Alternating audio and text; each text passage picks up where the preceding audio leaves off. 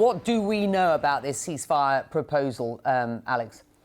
Well, only that the sides had hoped that it would be 21 days of pause, and during that time there would be further negotiations to ultimately lead to a more permanent ceasefire between Hezbollah and Israel. This is something that the U.S. and the French have been working on for the past 11 months, and there's obviously added urgency because of what we have seen in the past few days. So as the world has assembled here in New York for the UN General Assembly, you have officials from all around the world, including the top U.S. officials who have spent the past 48 to 72 hours working with the French, working with several Arab countries and others from the G7. Then, of course, with Israel and Hezbollah through the government of Lebanon, who the U.S. doesn't speak with directly. And so they announced last night, quite late, 9:30 New York time, that there was this text of a ceasefire plan on the table that was being put to the parties that they hoped would result in this calm so that negotiations could resume. And the hope was that because of what we've seen for the past few days, that Israel and Hezbollah would be willing to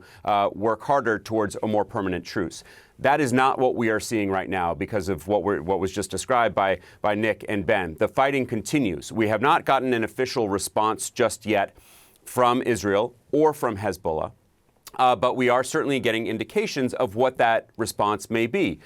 We see the Israelis saying that they're going to continue fighting with full force. And then just yesterday, adding to what Nick said, Netanyahu said that negotiations will only be under fire. And I think that's a very important point because Israel has long thought that the best pressure for Hamas in Gaza and for Hezbollah in Lebanon is the military pressure, while the United States has said we need this quiet in order for these negotiations to continue. So the diplomatic efforts will continue throughout the course of the day. There is this plan on the table. The White House struck a rather optimistic tone, I would say, when it was rolled out last night, saying this was an important breakthrough, saying that when the governments of Lebanon and Israel accept these terms, it will lead to a 21-day ceasefire. But it is clear from what we're seeing right now that we are not there yet. We have Prime Minister Netanyahu landing today, any moment now, if he's not already on the ground, expected to speak at the UN tomorrow, in which I certainly imagine he will make his case for the operations not just in Gaza, but now against Hezbollah in Lebanon. We do know that all of the top national security officials around President Biden are actually here. Secretary Blinken is going to be sitting down at 1 p.m. New York time with the top Netanyahu aide, Ron Dermer. We know that others are also here. So those diplomatic talks sure to continue. Certainly, I would imagine that White House officials woke up this morning hearing what they did from Netanyahu's office, disappointed that it does not appear that there's going to be an imminent ceasefire. So they're still working very hard on that, Becky. Yeah, good to have you, Alex. Let me bring in Firas Maksad. He's the Director of Strategic Outreach at the Middle East Institute and a senior fellow there, regular on this show. And Firas, you, I know, were in touch over the past 24 hours with senior US officials who've been working on this plan.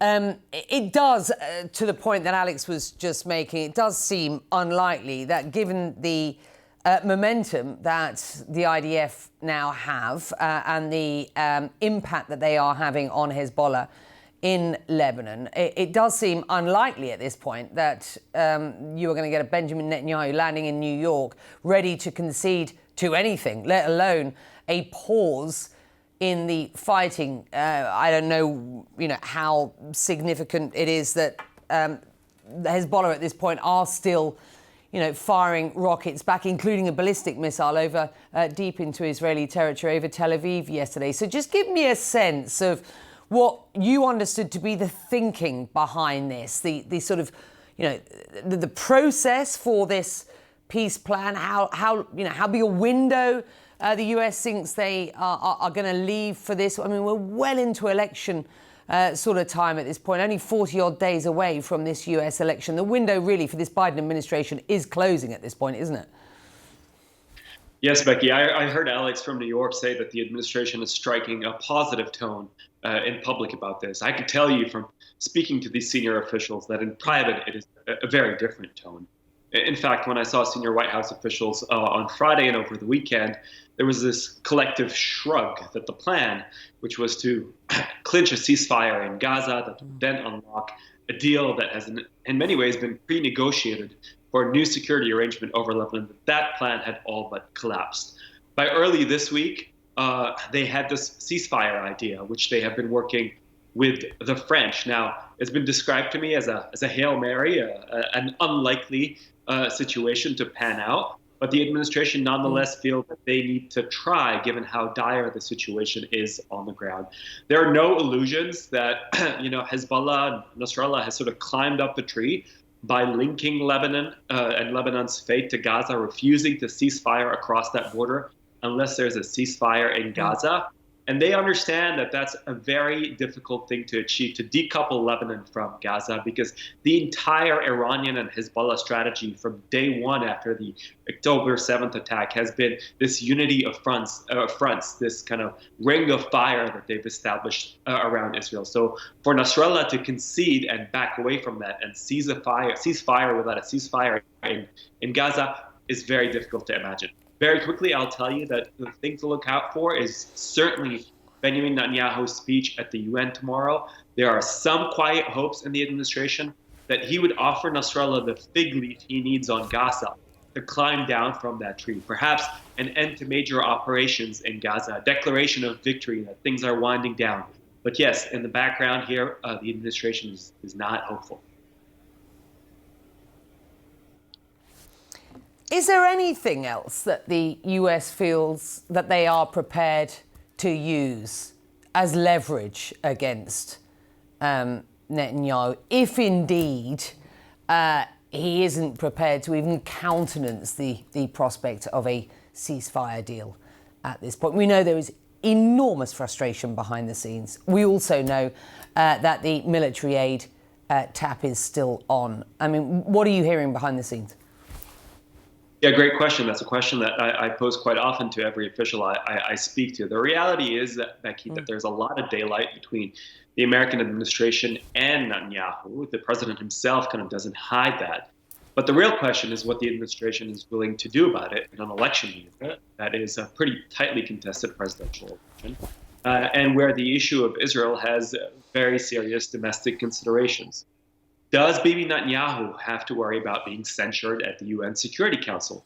Can he still count on the American veto should the Europeans and the French bring a motion to the floor at the Security Council if, in fact, Bibi refuses to sign on to this ceasefire? It's not clear at this point that the administration is willing to go to bat to Bibi Netanyahu, but I wouldn't be surprised if Netanyahu is first and foremost willing about his domestic considerations too, and the possible collapse of his coalition should he accept this ceasefire.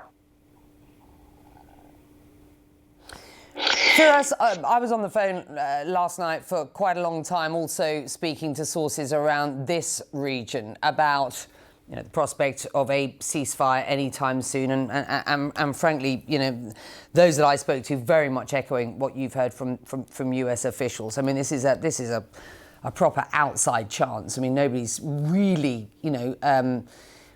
nobody's really believing that they can pull this off anytime soon.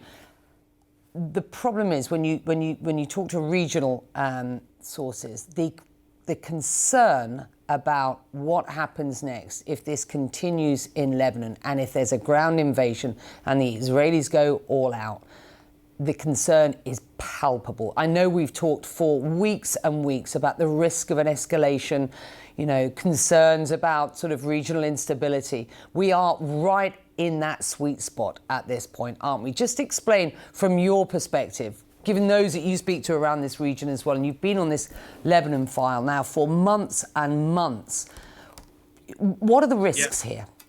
The concern is palpable, and I'll tell you, there's a bit of sort of wishful thinking that's taking place here amongst these capitals that are involved in these negotiations. And the wishful thinking is that the Israeli prime minister here will pocket the win.